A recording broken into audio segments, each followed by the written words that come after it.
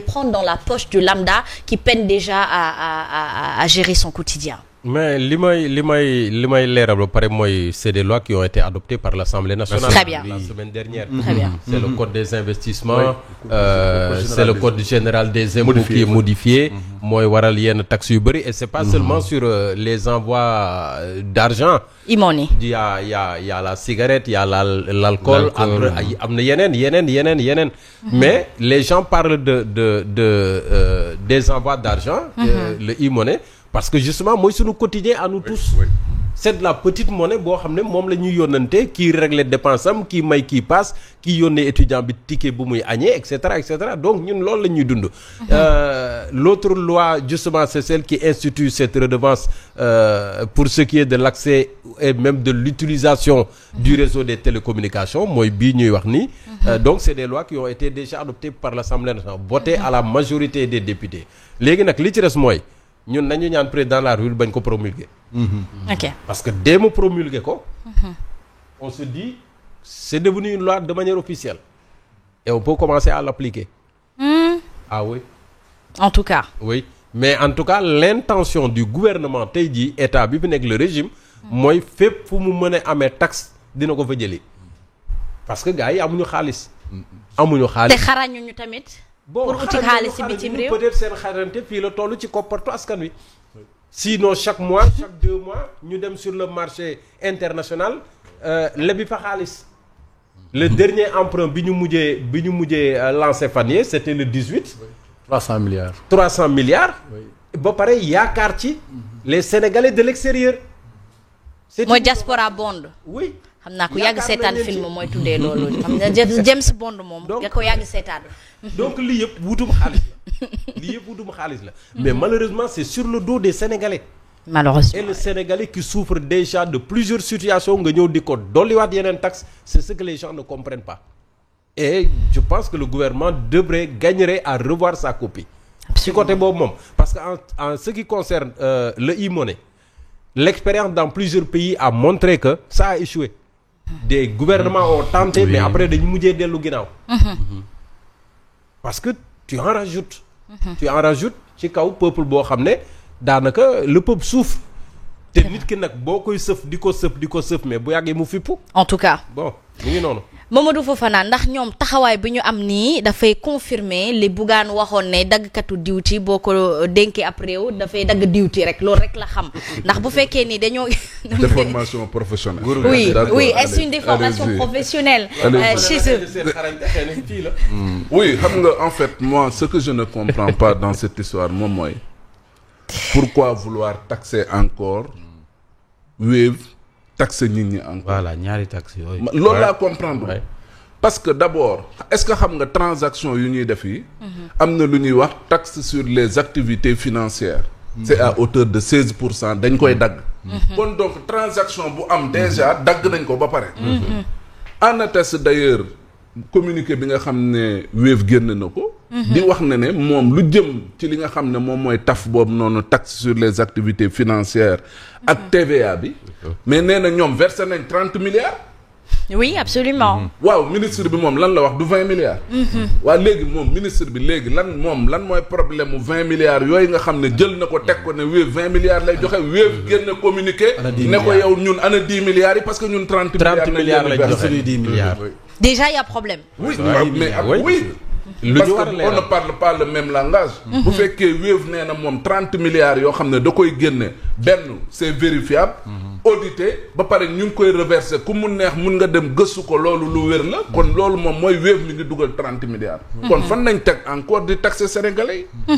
loolu moom mooy problème parce que tamit après doo comprendre. est-ce que ministre bi maîtriser na chiffres yi tamit. mais si la waaw mais non. ndax moom il parle de 20 millions wala il a fait sciemment pour mën a dëggal li nga xam ne moom nañ bëgg. mais xam nga soxna si problème bi moom mooy mbirum taxe yii ñu nekk nii. jëmalewul réew mi kanam.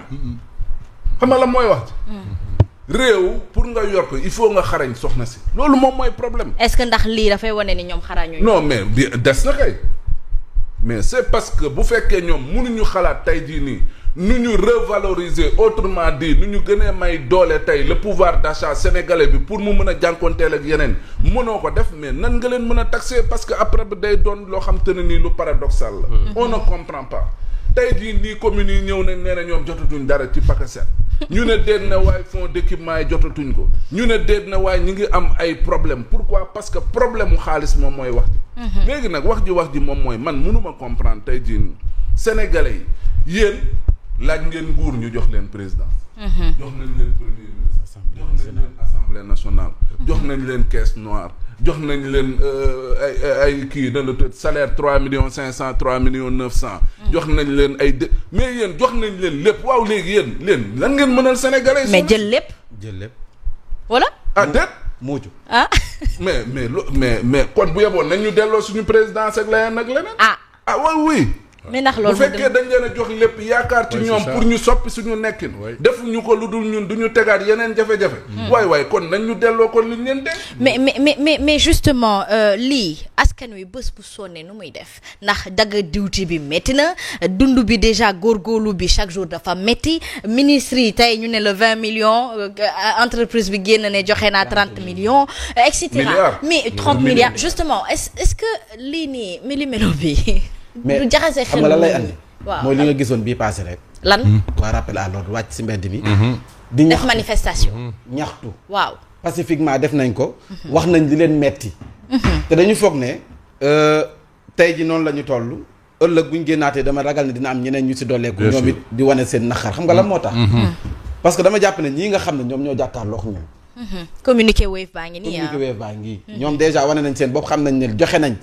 mënoo dagg ci même opération nga dagg ci kii opérateur ba pare bëgg a dagg ci la nga xam ne askan wi moom lay yónnee xam nga déjà loolu moom yërmande gëma ne am na ca wàllum yërmande boobu asma am na yoo xam ne du xam-xam xel la yow doo yor sa salaire bu baax toog ci say kees yu baax ak ci say privilège nangoo cee laal dara lu doy ni talfatal ani nangoo ko cee yëkkati ci jamono ji nga xam ne askan wi ñu ngi taf yëngal di toltolaan ndékki añ reer ñetti doomi pendanaar yi daanaka kenn mataleetu ko ci kër yi saa su ne ñu wax ko ñu nekk ci ay jafe-jafe ouverture école baa ngi nii yow ñooñu am seen jafe-jafe ngir inscrire seen doom nga nekk non il faut ñu téq as lëf ci li nga xam ne moom ngeen di am ci askan wi ani yërmande te yow sa salaire duun sa fond sa kees bi nangoo cee laal dërëm te nga waxoon ne kees googu baaxul woon léegi loolu nga teg ko fan est-ce que Sénégal dañu war a dox rek si wàllum juuti comme nguurug juuti autant que ñu dindi Sénégal bi tuddee ko sunu juuti gaal.